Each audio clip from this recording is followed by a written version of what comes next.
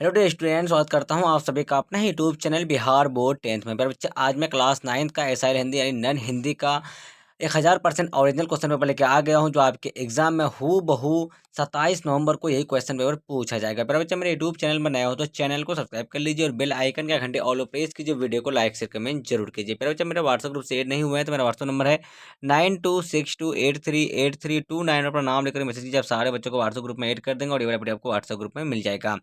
आप सारे बच्चे देख सकते हैं, आप लोग का क्लास 9 सेकंड टर्मिनल एग्जामिनेशन नवंबर 2024 का पेपर है और आपका विषय जो है एसआई हिंदी का। मेरे बच्चे, 1.5 घंटे का समय दिया जाएगा और आपका 50 नंबर का एग्जाम होने वाला है। आपका विषय कोड जो है ना आपका 106 रहने वाला है। फिर बच्चे, मैं आप सारे बच्चों को खंड अ का 30 का 30 प्रश्न बता दिया हूँ, तो आप सारे बच्चे खंड मतलब ऑब्जेक्टिव वाला वीडियो नहीं देखे तो मैं उसका लिंक डिस्क्रिप्शन में दे दिया हूँ, तो आप लोग जाकर फटाफट से देख लीजिए। चलिए, इस वीडियो में बच्चे मैं आप सारे बच्चों को सब्जेक्टिव के आंसर की बताने वाला हूँ।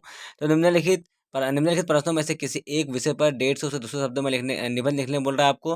तो पहला में महात्मा गांधी, बी में है ग्रामीण जीवन, सी में तीसरा में क्या आपका मेरा प्रिय त्योहार और चौथा में आपका है व्यायाम का महत्व है।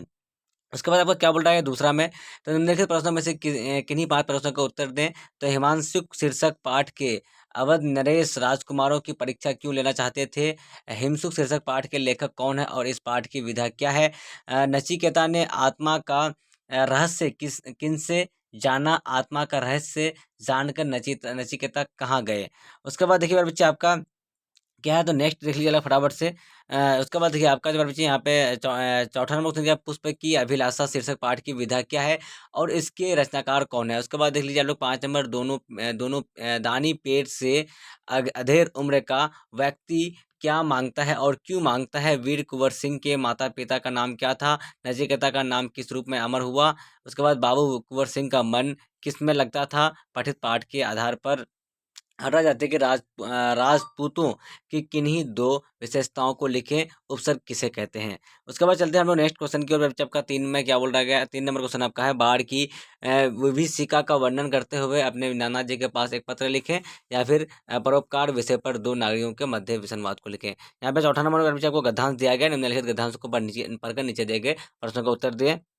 देखिए आप लोग गद्यांश यहाँ पे क्या है बच्चे आपका, तो देखिए मनुष्य को क्या निभाना चाहिए, मनुष्य को किससे मुख नहीं मोड़ना चाहिए। तीसरा में आपका है नेकी और बंदगी के पथ पर बाधाओं को पार करते हुए कौन बढ़ते रहते हैं। मानव दानव कब बन जाता है। प्रस्तुत गद्यांश का एक उपयुक्त शीर्षक दें।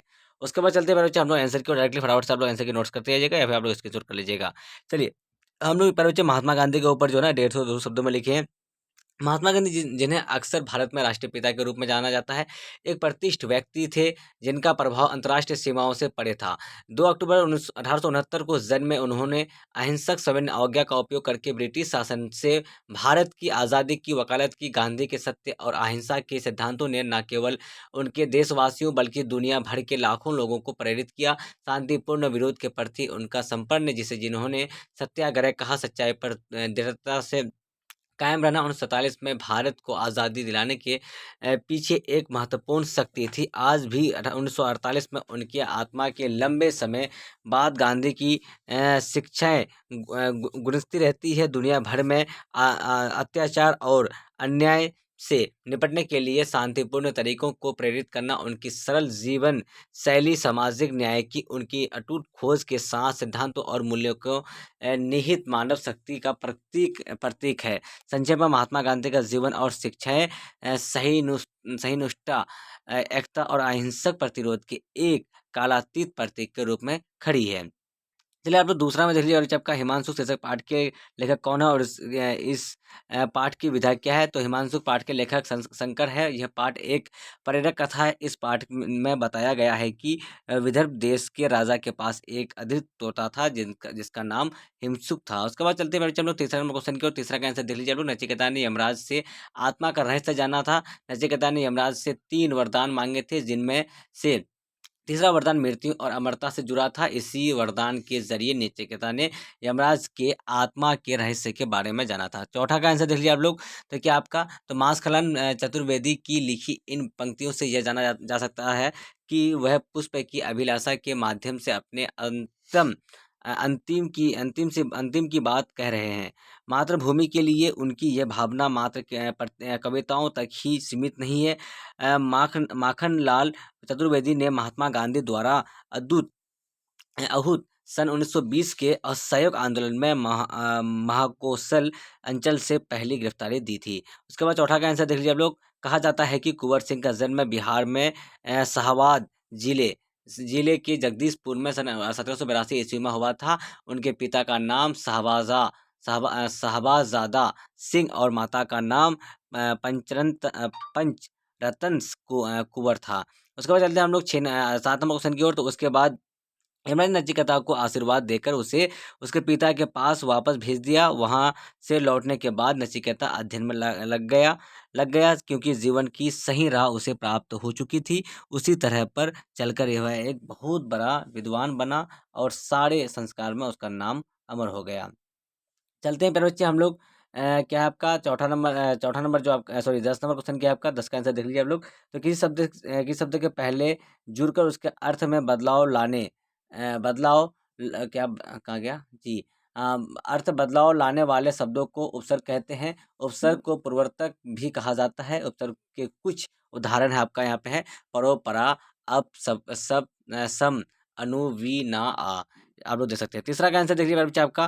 तो क्या आपका परोपकार विषय पर दो नागरिकों के बीच संवाद इस प्रकार हो सकता है। नागरिक एक देखिए परोपकार से बड़ा कोई पुण्य या धर्म नहीं है। दूसरा में परोपकार से मन को शांति और सुख मिलता है। फिर देखिए परोपकार करने से आत्मा को सच्चा आनंद मिलता है। फिर परोपकार से समाज में शांति भाईचारा और सहयोग की भावना बढ़ती है। परोपकार करने से समाज का विकास होता है। परोपकार से समाज का सकारात्मकता का संचार होता है। परोपकार से समाज का असमानता घृणा और हिंसा का प्रसार नहीं होता। परोपकारी व्यक्ति का नाम संसार में अमर हो जाता है। परोपकार करने से हम समाज में एकता प्रेम शांति की स्थापना में योगदान देते हैं। परोपकार में से समाज एक बेहतर स्थान बनता है जहां हर कोई खुशहाल और सुरक्षित महसूस कर सकता है। उसके बाद देखिए चौथा का। तो गद्यांश का आंसर देख लीजिए आप लोग। मनुष्य को लाभ हानि की चिंता किए बिना अपना मानव धर्म निभाना चाहिए। दूसरा में देख लीजिए आप लोग। तो मनुष्य को कभी भी औ से मुख नहीं मोड़ना चाहिए। उसके बाद तीसरा का देखिए। जो मनुष्य कर्तव्य नारायण होते हैं वह सदा नेकी और बंदगी के पथ पर बंद करते हुए बढ़ते रहते हैं। चौथा का देखिए। जब मनुष्य अपने मानव धर्म को भूल जाता है तब वह मानव नहीं दानव व मनुष्य के भीतर सच्ची शिक्षा से ही दैवत्व का भाव जागृत होता है। चलिए आपका 5वां का देखिए। प्रस्तुत गद्यांश एक उपयुक्त शीर्षक है। वाणी का तप कम और सार्थक शब्दों के प्रयोग के कारण इस गद्यांश का शीर्षक वाणी का तब रखा गया है। प्यारे बच्चों, आप सारे बच्चे मेरे यूट्यूब चैनल में नए हो तो चैनल को सब्सक्राइब कर लीजिए और बेल आइकन का घंटे ऑल पर प्रेस कीजिए। वीडियो को लाइक शेयर कमेंट जरूर कीजिए। अब तक के लिए बाय बाय। हम लोग फिर मिलते हैं नेक्स्ट वीडियो में। Watching for thank you. जय हिंद जय भारत।